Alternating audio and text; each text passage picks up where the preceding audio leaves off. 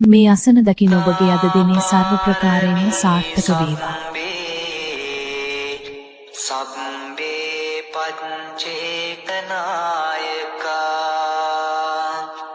සීවලී ගුණ තේජේන